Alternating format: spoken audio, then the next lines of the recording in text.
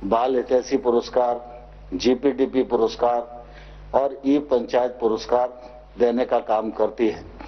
आज भी विभाग की वेबसाइट पर अनेक पुरस्कार घोषित किए जा रहे हैं और आप सब लोगों को वो प्राप्त होंगे।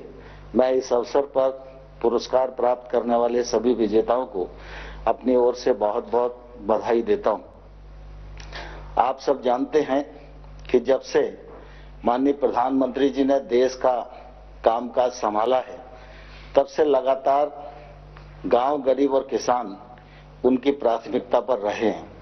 गांव बढ़ेगा और देश बढ़ेगा, यह उनकी हमेशा प्रतिबद्धता रही है और इसी का परिणाम है कि 13वें वित्त के समय 5 साल के लिए 2,60,000 पंचायतों को जो राशि विकास के लिए दी जाती थी, वह राशि मात्र 65,000 करोड़ रुपया हुआ करती थी।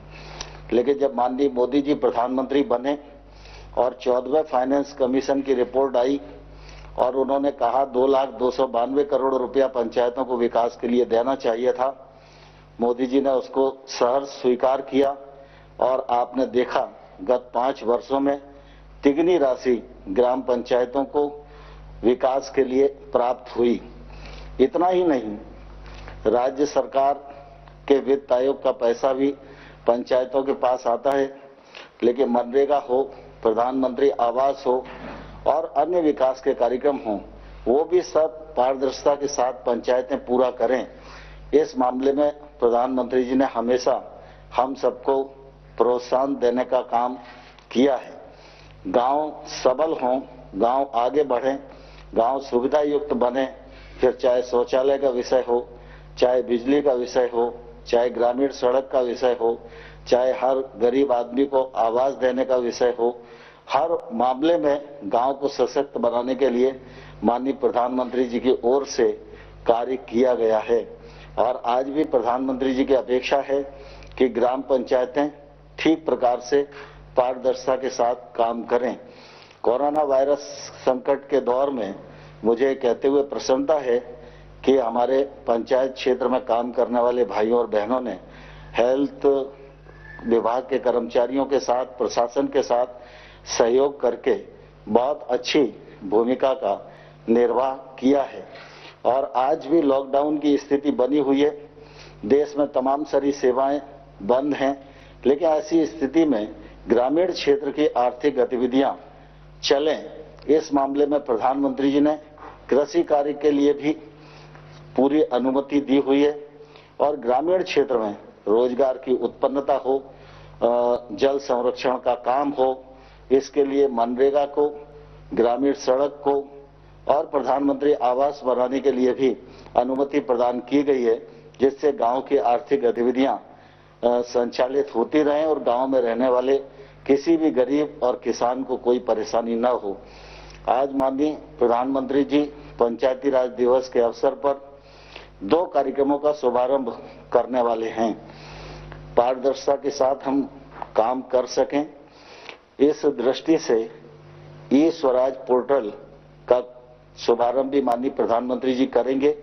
और आप सबके ध्यान में है कि गांव में खेती की भूमि का तो रिकॉर्ड होता है, लेकिन आबादी की जमीन पर जब हम लोग निवास करते हैं, उसका रिकॉर्ड कोई हमारे पास नहीं होता है। और वो संपत्ति भी होती है, लेकिन लिखा पढ़ी नहीं होती, तो उस संपत्ति का हम कोई भी उपयोग रहने के अलावा और किसी हित में नहीं कर पाते हैं। तो आज स्वामित्व नामक एक प्रोजेक्ट का शुभारंभ भी माननीय प्रधानमंत्री जी करेंगे। मैं समझता हूं आजादी के बाद यह देश के इतिहास में एक अभिनव पहल होगी और इससे ग्रामीण क्षेत्र की अर्थव्यवस्था में भी बड़ा योगदान होगा।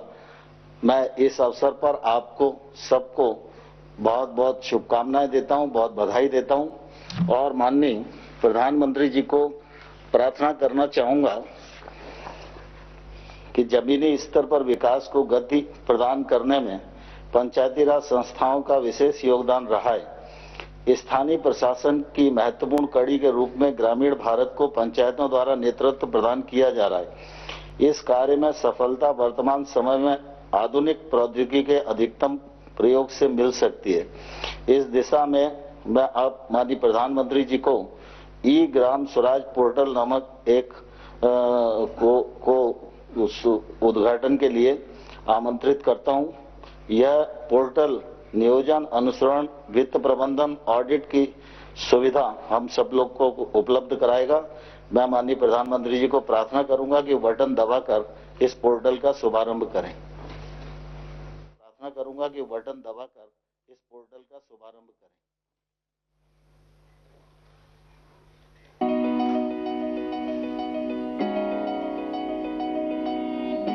डिजिटल भारत के निर्माण हेतु सरकार ने कई कदम उठाए हैं, जैसे डिजिटल भुगतान का विस्तार, पोस्टल पेमेंट बैंक, सामान्य सेवा केंद्रों का विस्तार। इसी श्रृंखला में ग्रामीण भारत में पंचायती राज मंत्रालय की यह कड़ी पंचायतों के परिवर्तन हेतु है। ई ग्राम स्वराज एप्लीकेशन पंचायतों के संचालन के लिए उपयोगी एकीकृत टूल है, जिससे पंचायतों में किए गए कार्यों की प्रभावी निगरानी सरलता से की जा सकती है। इस एप्लीकेशन से न केवल पंचायतों की गतिविधियों की रिपोर्टिंग में सुधार होगा, बल्कि योजना की व्यापकता बढ़ेगी। ई ग्राम स्वराज एप्लीकेशन से किसी भी ग्राम पंचायत की पूरी जानकारी एक ही स्थान पर मिल जाएगी, जैसे सरपंच, पंचों और पंचायत सचिव का विवरण, वित्त विवरण, परिसंपत्ति का विवरण, ग्राम पंचायत विकास योजना GPDP में की गई गतिविधियाँ, जनगणना 2011, मिशन अंत्योदय, सर्वेक्षण रिपोर्ट आदि। E Gram Swaraj application work based accounting पर केंद्रित है। इसके द्वारा GPDP में प्रस्तावित प्रत्येक गतिविधियों में किए गए हर व्यय का विवरण उपलब्ध है। योजनाओं के विश्लेषण के लिए ब्लॉक और जिला स्तर के प्रतिनिधियों के पास उत्कृष्ट जानकारी सुलभ होगी। ई ग्राम स्वराज में डेटा एंट्री की संख्या को तर्क संगत बनाया गया है। इसमें उपयोगकर्ता के लिए यूजर फ्रेंडली इंटरफेस और सरल नेविगेशन भी है। ई ग्राम स्वराज पंचायतों में की गई नियमित डेटा एंट्री के आधार पर गतिविधियों की वास्तविक समय पर निगरानी और कार्यान्वयन की स्थिति को दर्शाता है। ई ग्राम स्वराज एप्लीकेशन के PFMS के साथ जुड़े होने के कारण सार्वजनिक व्यय की निगरानी भी वास्तविक समय के आधार पर की जा सकती है। पंचायत की जानकारी को सुविधाजनक और शीघ्र उपलब्ध करने के लिए उपयोगकर्ता नागरिक गूगल प्ले स्टोर से ई ग्राम स्वराज मोबाइल ऐप भी डाउनलोड कर सकते हैं। अब यह जानकारी आपकी उंगलियों पर होगी। मोबाइल ऐप के माध्यम से चयनित पंचायत के सदस्यों की जानकारी, पंचायत की गतिविधियां, गतिविधि का नाम, योजना का नाम और राशि, चुने गए वित्तीय वर्ष के लिए आमदनी और खर्च संबंधी जानकारी मिल जाएगी। ई ग्राम स्वराज एप्लीकेशन के माध्यम से पंचायती राज संस्थाओं के कार्यकलापों, गतिविधियों, योजना निर्माण, बजट आवंटन, योजनाओं की निगरानी इत्यादि की जा सकती है। सूचना तकनीक का प्रभावी उपयोग करना ही इस प्रणाली का उद्देश्य है। सशक्त पंचायतों से ही होगा सशक्त भारत का निर्माण। ई ग्राम स्वराज एप्लीकेशन देश की पंचायतों को समर्पित है। प्रधानमंत्री नरेंद्र मोदी द्वारा ई ग्राम स्वराज एप्लीकेशन शुरू किया जा रहा है। बहुत धन्यवाद माननीय प्रधानमंत्री जी। राज्य सरकारों तथा भारतीय सर्वेक्षण विभाग के सहयोग से पंचायती राज मंत्रालय ने ड्रोन आधारित नवीनतम सर्वेक्षण तकनीक का प्रयोग करते हुए स्वामित्व नामक नई केंद्रीय योजना की शुरुआत की है। आज हम सबका सौभाग्य है कि इसका शुभारंभ करने के लिए माननीय प्रधानमंत्री जी यहाँ उपस्थित हैं। मैं उनसे प्रार्थना करूंगा कि बटन दबाकर स्वामित्व नामक योजना का शुभारंभ करें।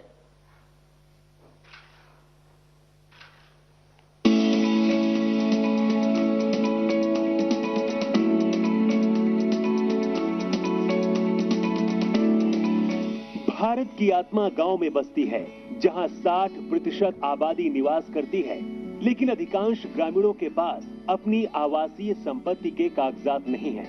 अंग्रेजों के समय से देश के ग्रामीण क्षेत्रों की भूमि का बंदोबस्त होता रहा है, लेकिन अधिकांश राज्यों में गांव की आबादी क्षेत्रों का सर्वे और मापन संपत्ति के सत्यापन के दृष्टिकोण से नहीं हुआ है। फलस्वरूप अधिकांश ग्रामीण घरों के संपत्ति के कागजात मौजूद नहीं हैं।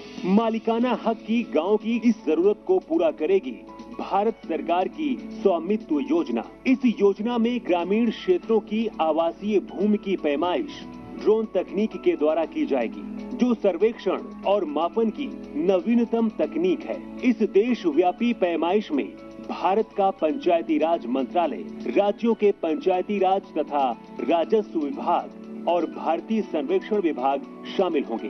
ड्रोन से गांव की सीमा के भीतर आने वाली प्रत्येक संपत्ति का डिजिटल रूप से नक्शा बनाया जाएगा। साथ ही प्रत्येक राजस्व खंड की सीमाओं का निर्धारण किया जाएगा। सटीक मापन के आधार पर गांव की प्रत्येक घर का संपत्ति कार्ड राज्य सरकारों के द्वारा बनाया जाएगा। इस तरह से यह क्रांतिकारी कदम संपत्ति के मालिक को सुगमता से मालिकाना हक प्राप्त करवाएगा। इस मालिकाना हक से गांवों के निवासी अपनी संपत्ति का वित्तीय उपयोग जैसे कि ऋण लेने में सक्षम होंगे और गांवों के आवासीय क्षेत्र का रिकॉर्ड पंचायतों को प्रदान कर सकेंगे। इससे संपत्तियों का कर के दायरे में आना और पंचायतों द्वारा आसानी से कर संग्रह संभव हो पाएगा। इस आमदनी से पंचायतें ग्रामीण नागरिकों को बेहतर सुविधा दे पाएंगी। संपत्ति के स्पष्ट आकलन एवं स्वामित्व का निर्धारण होने से उनके मूल्य में भी वृद्धि होगी। ड्रोन सर्वेक्षण तकनीक के उपयोग से ग्राम पंचायत के पास गांव का सटीक रिकॉर्ड और मानचित्र होगा, जिसका उपयोग कर वसूली में, भवन निर्माण हेतु परमिट जारी करने में, अवैध कब्जा समाप्त करने आदि के लिए किया जा सकता है। हमारा देश बदलते समय के साथ कदम से कदम मिलाकर उन्नत तकनीक का भरपूर उपयोग करते हुए विकास के मार्ग पर लगातार आगे बढ़ रहा है। सशक्त पंचायतों से ही सशक्त भारत का निर्माण होगा। प्रधानमंत्री नरेंद्र मोदी द्वारा स्वामित्व योजना का शुभारंभ किया जा रहा है। बहुत बहुत धन्यवाद माननीय प्रधानमंत्री जी।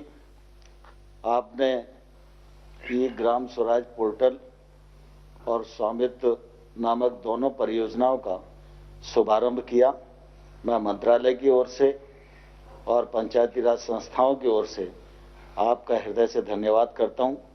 कोरोना वायरस के संकट के इस दौर में आज आप सभी से बात करने वाले हैं और पंचायत प्रतिनिधियों से आपका वार्तालाप शुरू हो उससे पूर्व मैं प्रार्थना करूंगा कि आप प्रारंभिक उद्बोधन हम सबको दें, जिसके मार्गदर्शन के प्रकाश में आगे का वार्तालाप प्रारंभ हो सके।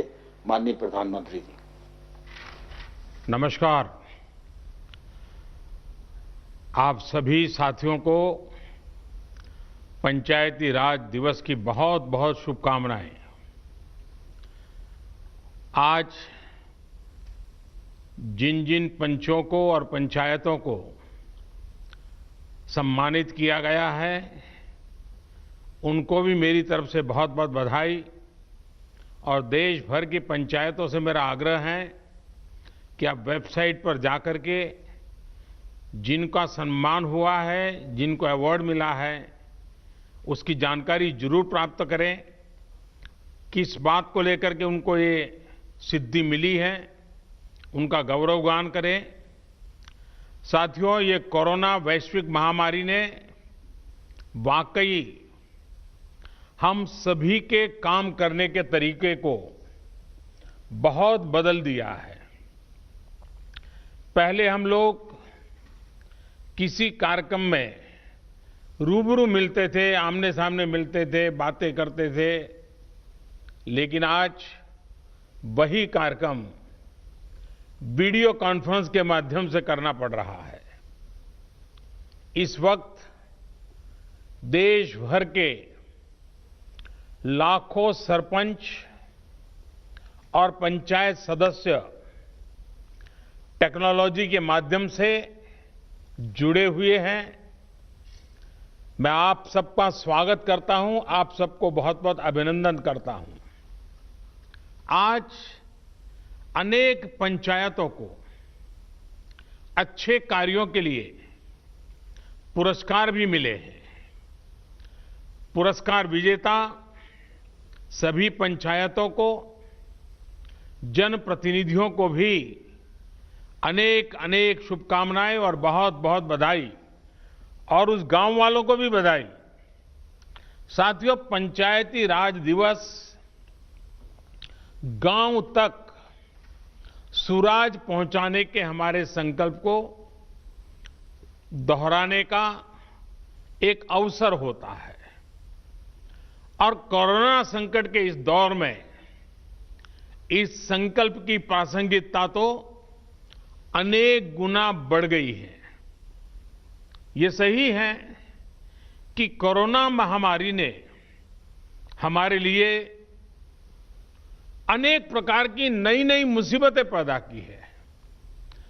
जिन मुसीबतों को न कभी सोचा था, न कल्पना की थी, न कभी कोई सोच सकता है, ऐसी ऐसी मुसीबतें। लेकिन इससे भी बड़ी बात यह है कि इस महामारी ने हमें एक नई शिक्षा भी दी है, एक नया संदेश भी दिया है।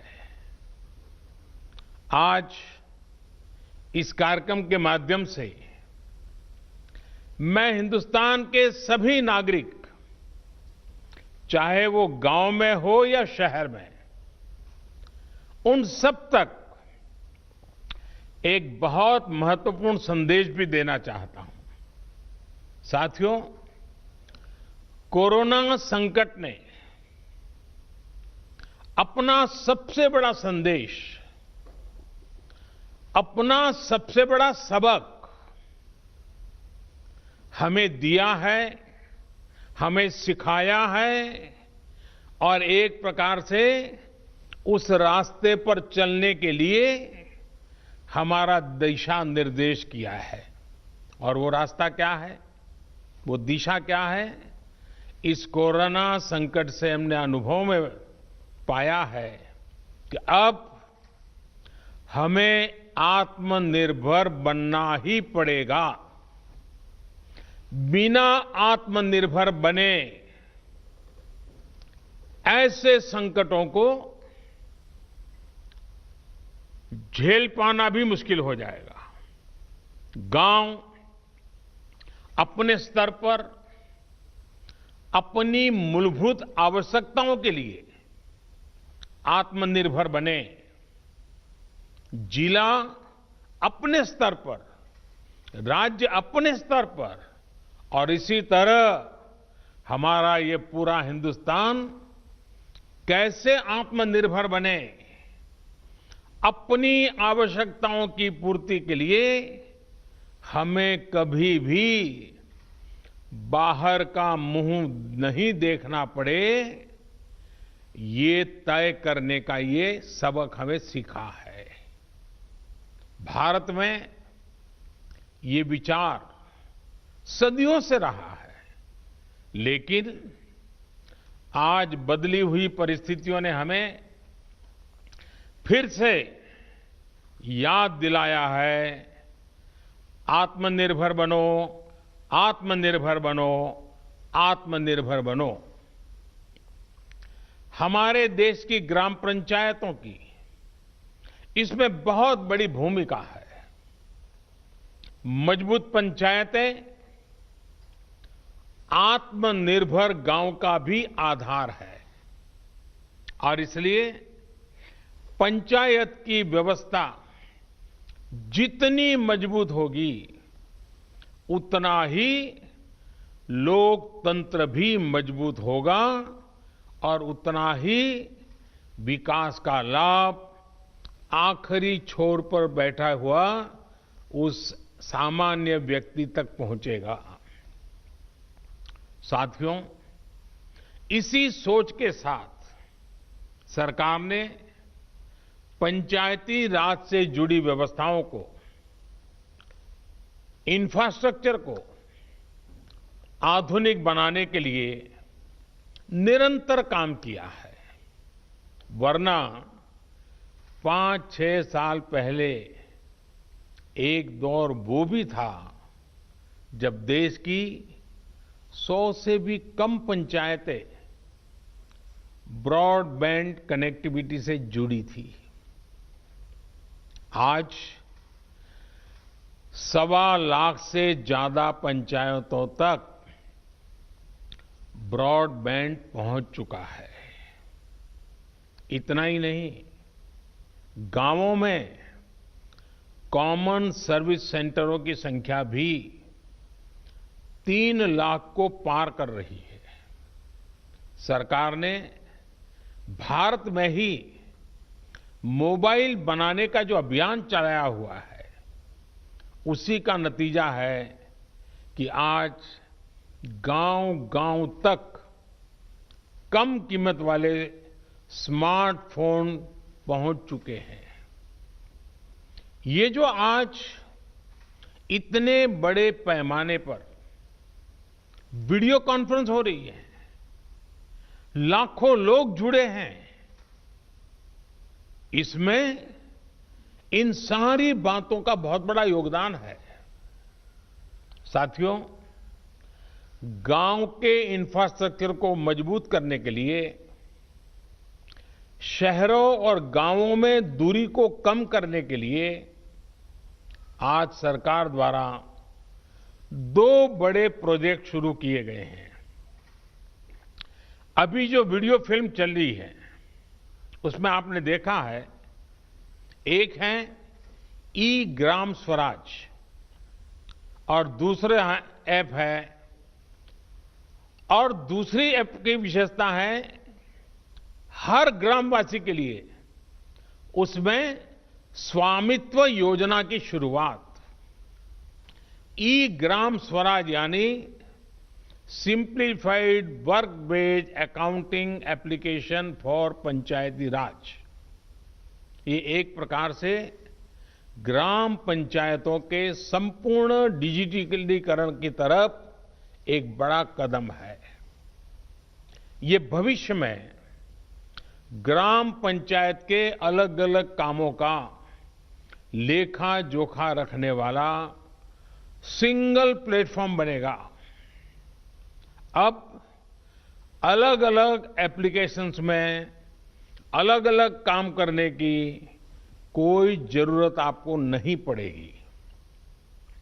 जैसा अभी बताया गया, इस पोर्टल पर, इस ऐप पर पंचायत के विकास कार्य की डिटेल, उससे लेकर के उसके लिए तय किए गए फंड, उस फंड का कहां खर्च हुआ, उसकी भी जानकारियां, ये सारी बातें उसमें उपलब्ध रहेगी। इसके जरिए गांव का कोई भी नागरिक अपनी ग्राम पंचायत में क्या चल रहा है, क्या कामकाज हो रहा है, काम कहां तक पहुंचा है, सारी चीजें अपने मोबाइल पर से जान पाएगा, जानकारी रख पाएगा। इससे ग्राम पंचायतों में पारदर्शिता, ट्रांसपेरेंसी भी बढ़ेगी, रिकॉर्ड रखने का काम भी बहुत सरल हो जाएगा और प्रोजेक्ट की प्लानिंग से लेकर कंप्लीशन की प्रक्रिया भी तेज होगी। आप कल्पना कर सकते हैं, ई ग्राम स्वराज के माध्यम से आप सभी को कितनी बड़ी शक्ति मिलने जा रही है। साथियों, गांवों में प्रॉपर्टी को लेकर के, संपत्ति को लेकर जो स्थिति रहती है, वो आप सभी भली भांति जानते हैं। स्वामित्व योजना इसी को ठीक करने का एक प्रयास है। इस योजना के तहत देश के सभी गांवों में आवासों की ड्रोन के माध्यम से पूरे गांव की एक एक संपत्ति की मैपिंग की जाएगी। इसके बाद गांव के लोगों को उस संपत्ति का, उस प्रॉपर्टी का एक मालिकाना प्रमाण पत्र यानी टाइटल डीड दिया जाएगा। स्वामित्व योजना से गांव के लोगों को एक नहीं अनेक लाभ होंगे। पहला तो यह कि प्रॉपर्टी को लेकर जो भ्रम की स्थिति रहती है वो दूर हो जाएगी, झगड़े खत्म हो जाएंगे।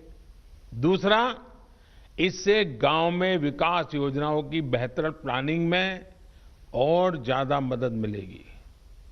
इसका एक और बड़ा लाभ ये होगा कि इससे शहरों की ही तरह गांव में भी आप बैंकों से लोन ले सकते हैं। लोन लेने का रास्ता भी आसान हो जाएगा। जब आपके पास स्वामित्व होगा तो उस संपत्ति के आधार पर आप बैंक से लोन ले सकते हैं, जो जीवन में बहुत काम आ सकती है। साथियों, अभी यानी फिलहाल उत्तर प्रदेश, महाराष्ट्र, कर्नाटक, हरियाणा, मध्य प्रदेश और उत्तराखंड, हिंदुस्तान के अलग अलग क्षेत्र के 6 राज्यों में इस योजना को प्रारंभिक तौर पर प्रारंभ कर रहे हैं। और जब काम करेंगे तो अनुभव आएगा, उसमें कमियां क्या है वो ध्यान में आएगी, गलतियां क्या है वो ध्यान में आएगी, और उसको ठीक करना होगा। और जब ठीक हो जाएगी, उसका सुधार हो जाएगा, उसके बाद ये योजना हिंदुस्तान के हर गांव में लागू की जाएगी। साथियों, कभी-कभी मुझे लगता है कि जीवन की सच्ची शिक्षा की कसौटी, उसकी परीक्षा संकट के समय ही होती है। अगर आप प्रोटेक्टिव एनवायरनमेंट में हैं, चारों तरफ से संभले हुए हैं, कोई दिक्कत नहीं है, कोई कष्ट नहीं है, तो आप में सामर्थ्य है कि नहीं इसका पता ही नहीं चलता। बहुत देखरेख भरे माहौल में सच्ची शिक्षा का पता कभी नहीं चलता, सच्चे सामर्थ्य का भी पता नहीं चलता है। इस कोरोना संकट ने दिखा दिया है कि देश के गांव में रहने वाले लोग, भले ही उन्होंने बड़ी बड़ी और नामी यूनिवर्सिटी में शिक्षा न ली हो, लेकिन इस दौरान उन्होंने, मतलब आप सबने, अपने संस्कारों, अपनी परंपराओं की शिक्षा के अद्भुत दर्शन कराए हैं। गांवों से जो अपडेट आ रहा है, जो जानकारी आ रही है, वो बड़े बड़े विद्वानों के लिए भी प्रेरणा देने वाली बातें हैं। मेरे साथियों, ये काम आपने किया है, आपके गांव के प्रत्येक नागरिक ने किया है, माताओं बहनों ने किया है, मेरे आदिवासी भाई बहनों ने, खेत खलिहान में काम करने वालों ने, फसल कटाई और बुआई में जुटे साथियों ने देश को प्रेरणा देने वाला अद्भुत काम आपने किया है। और इसलिए मैं हिंदुस्तान के हर गांव को, हर गांव वासियों को प्रणाम करता हूं। आप सभी ने दुनिया को बहुत सरल शब्दों में मंत्र दिया है, और मैं मानता हूं हमारे देश के हर कोने में आपका दिया हुआ ये मंत्र बहुत काम आएगा। आपने बड़े सिंपल शब्दों में ने कह दिया, न सोशल डिस्टेंसिंग का शब्द प्रयोग किया, न लॉकडाउन का शब्द का प्रयोग किया, बड़े बड़े शब्दों का प्रयोग नहीं किया। आपने सिंपल सा मैसेज दे दिया, 2 गज दूरी का, 2 गज दूरी का, या कहें 2 गज देह की दूरी का। इस मंत्र के पालन पर गांवों ने बहुत अद्भुत काम किया है। 2 गज दूरी यानी सोशल डिस्टेंसिंग बनाकर रखने से आप कोरोना वायरस को भी खुद से दूर रख रहे हैं, किसी संभावित संक्रमण से खुद को बचा रहे हैं। और ये आपके ही प्रयास है कि आज दुनिया में चर्चा हो रही है कि कोरोना को भारत ने किस तरह जवाब दिया है। साथियों, इतना बड़ा संकट आया, इतनी बड़ी वैश्विक महामारी आई, लेकिन इन 2-3 महीनों में हमने ये भी देखा है कि भारत का नागरिक सीमित संसाधनों के बीच अनेक कठिनाइयों के सामने झुकने के बजाय उससे टकरा रहा है, लोहा ले रहा है। ये सही है कि रुकावटें आ रही हैं, परेशानी हो रही है, लेकिन संकल्प का सामर्थ्य दिखाते हुए नई ऊर्जा के साथ आगे बढ़ते हुए नए नए तरीके खोजते हुए देश को बचाने का और देश को आगे बढ़ाने का काम निरंतर जारी है। साथियों, इन परिस्थितियों में गांवों में जो हो रहा है उसकी मैं अलग अलग स्रोतों से निरंतर जानकारी ले रहा हूं। आज मैं आप में से भी कुछ साथियों को सुनूंगा, बातें करूंगा, कोरोना के दौरान हुए अनुभवों और आपके सुझावों के बारे में मैं जरूर जानना चाहता हूं। पूरा देश आपको सुनना चाहता है, आपके अनुभवों को जानना चाहता है, खास करके शहर के लोग जिनके लिए ये दिन जरा और कठिन लग रहे हैं। गांव वालों ने रास्ता दिखाया है कि इस कठिनाइयों में भी कैसे उमंग और उत्साह के साथ जिया जाता है। आइए हम चर्चा का सिलसिला शुरू करते हैं। मुझे बताया गया है कि हमें सबसे पहले जम्मू कश्मीर चलना है। भाई मोहम्मद इकबाल जम्मू कश्मीर के बारामूला से जुड़े रहे हैं। ये ब्लॉक पंचायत नारवाव के चेयरमैन है। इकबाल जी नमस्कार।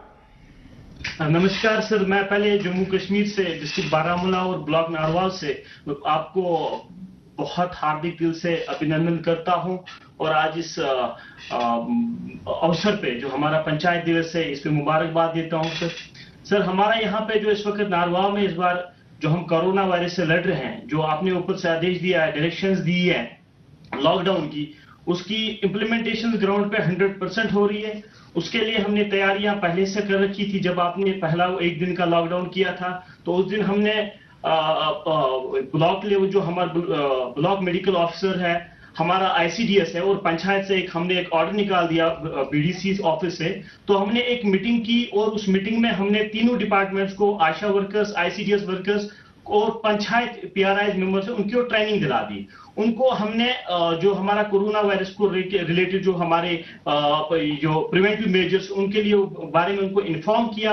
उसके बाद हमने उनको घर घर अपने ब्लॉक में भेजा। और मैं आपको एक हकीकत बता रहा हूं कि हमारे ब्लॉक में वो कोई ऐसा घर नहीं होगा जिसमें हमारी टीम, जिसमें हमारे पीआरआई, जिसमें हमारे मेडिकल और आईसीडीएस के वर्कर्स नहीं गए और हर एक फर्द को, हर एक इंडिविजुअल को अवेयर किया कि कोरोना वायरस से कैसे बचा जा सकता है। हमारे एक ब्लॉक में आज तक सिर्फ एक पॉजिटिव केस आया, लेकिन उसमें भी सबसे बड़ा रीजन ये है कि हमारी वहां पे पंचायत एस्टैब्लिश नहीं हुई है।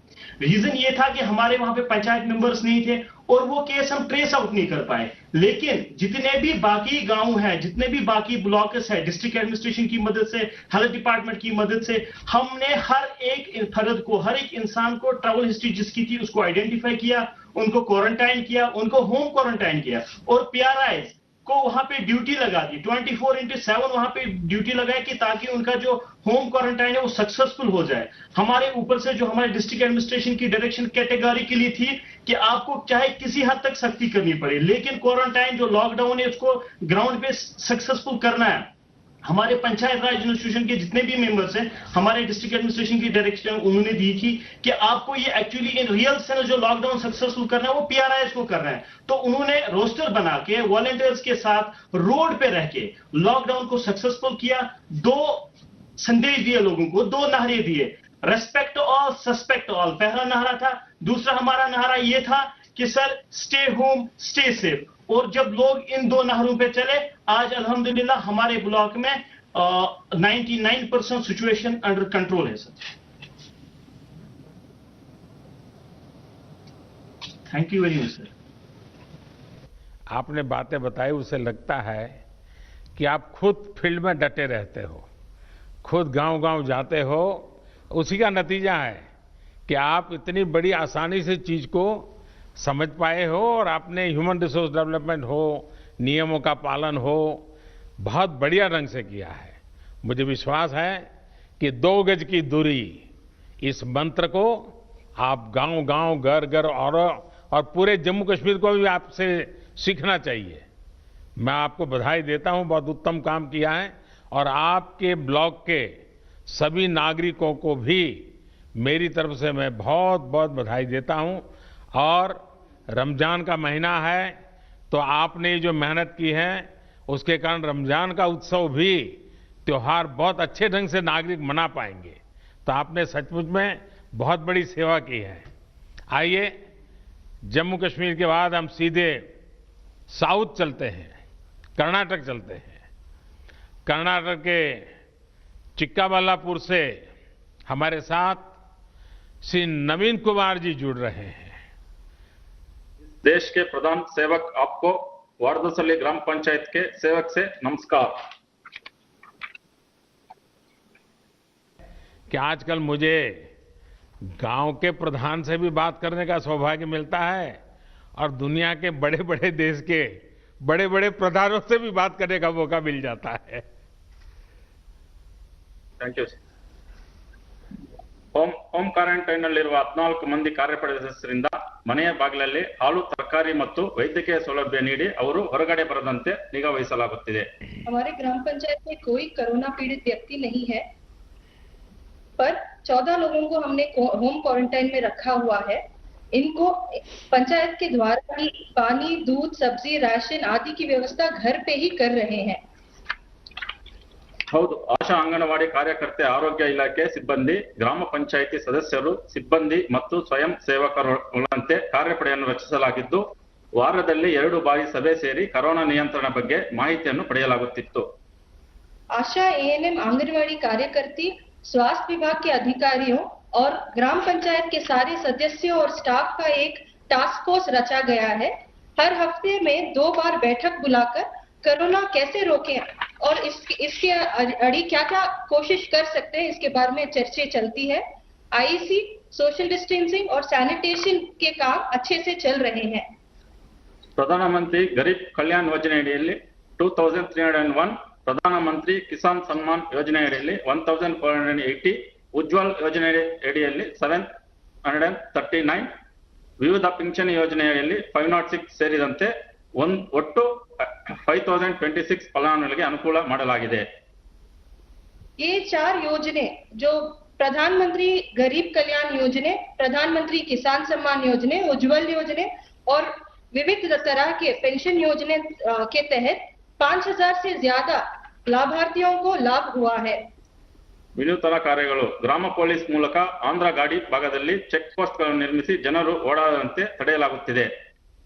यहाँ के युवकों को प्रेरित करके ग्राम पुलिस रची हुई है।